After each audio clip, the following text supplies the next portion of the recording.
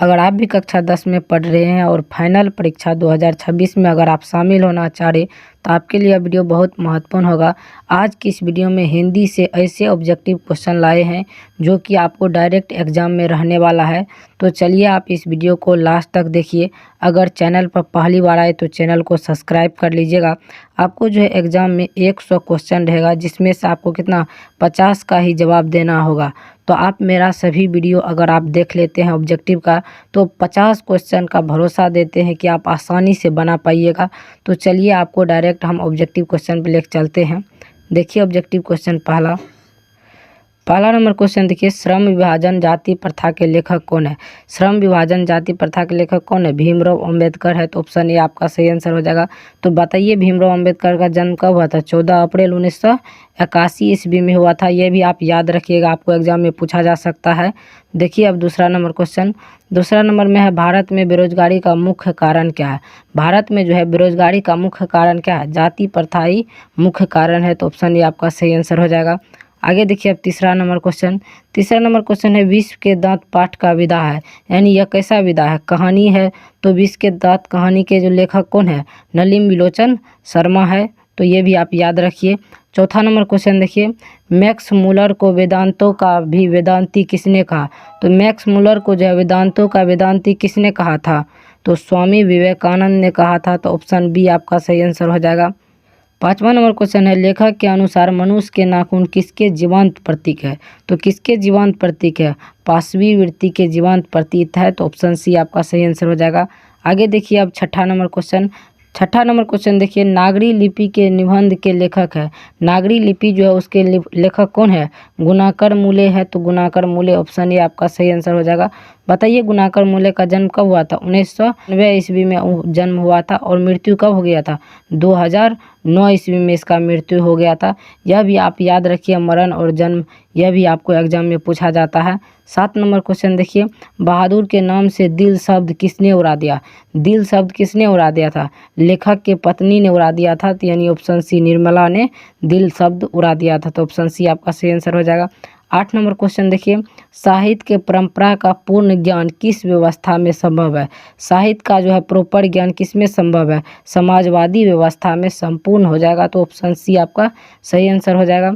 देखिए 9 number question देखिए, पंडित बिरजू महाराज लखनऊ घराने में किस पीढ़ी के कलाकार है? पंडित बिरजू महाराज जो है लखनऊ घराने के किस पीढ़ी के कलाकार है? 7वीं पीढ़ी के कलाकार है। तो ऑप्शन बी आपका सही आंसर हो जाएगा। आगे देखिए अब 10वां नंबर क्वेश्चन है, आविनियो किस देश में है? तो बताइए आविनियो जो है एक शहर का नाम है, वह किस देश में है?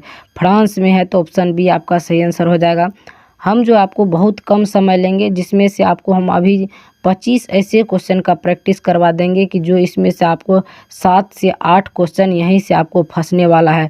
तो चलिए आप इस वीडियो को लास्ट तक ज़रूर बने रहिए। देखिए अब 11 नंबर क्वेश्चन, लेखक के पिता ने कितनी मछली खरीदी? लेखक के जो पिता थे कितने मछली खरीदी थी? 3 मछली खरीदी थी। तो ऑप्शन सी आपका सही आंसर हो जाएगा।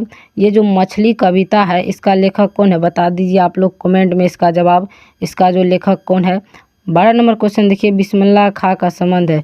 बिस्मिल्लाह खां जो था उसका संबंध किससे था?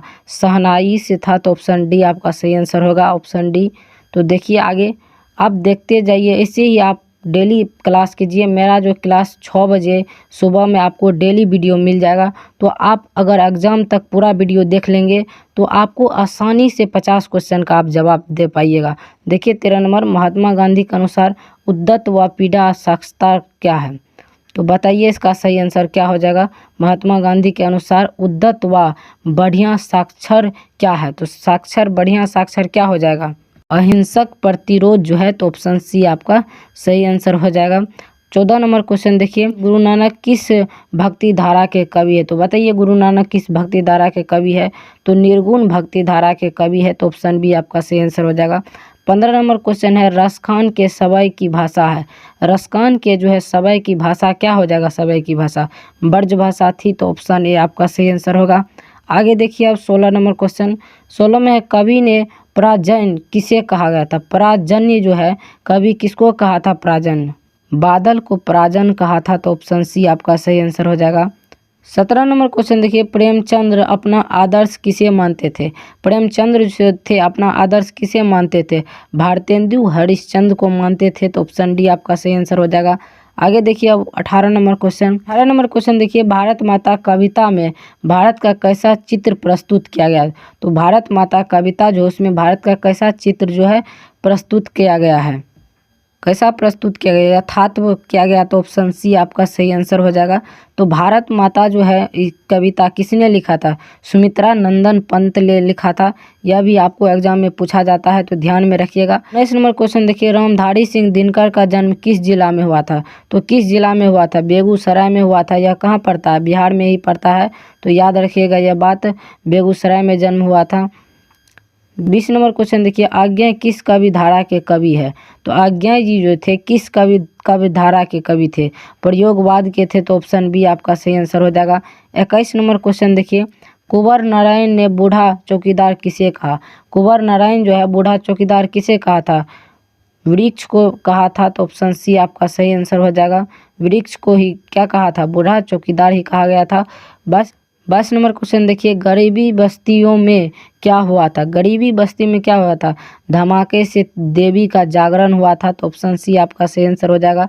आगे देखिए अब 23 नंबर क्वेश्चन है, गमले सा टूटा हुआ गौ घड़े सा लुढ़का हुआ घौ प्रस्तुत पद्यंत कवि है। यह जो है इसका प्रस्तुत पद्यंत कवि कौन हो जाएगा? इस कवि के कौन है लेखक? अनामिका जी है। तो ऑप्शन डी आपका सही आंसर हो जाएगा। 24 नंबर क्वेश्चन ये, लौट कर आऊँगा फिर कविता किस कवि द्वारा भाषांतरित की गई है? तो बताइए किस कवि के द्वारा भाषांतरित किया गया था? प्रयाग शुक्ल के द्वारा इसका जो भाषा में परिवर्तन किया गया था। तो ऑप्शन सी आपका सही आंसर हो जाएगा। अब लास्ट क्वेश्चन देखिए आपका 25 नंबर, मेरे बिना तुम प्रभु किस भाषा के अनुवादित है? मेरे बिना तुम प्रभु जो है वह किस भाषा के अनुवादित है? तो जर्मन भाषा के अनुवादित है। तो ऑप्शन बी आपका सही आंसर हो जाएगा। आज हम आपको 25 क्वेश्चन का प्रैक्टिस करवा दिए हैं। आपको हर एक वीडियो में हम 25 ही क्वेश्चन का प्रैक्टिस करवाएंगे, जो कि आपको 7 से 8 मिनट का वीडियो रहेगा। तो आप डेली आइए मेरे चैनल पे और 6 बजे सुबह में इस वीडियो को देखिए। अगर आप एग्ज़ाम तक देखिएगा तो आपको बहुत मदद होगा। आप 50 में 50 ज़रूर बना लीजिएगा। मिलते हैं किसी दूसरे वीडियो में, तब तक के लिए धन्यवाद।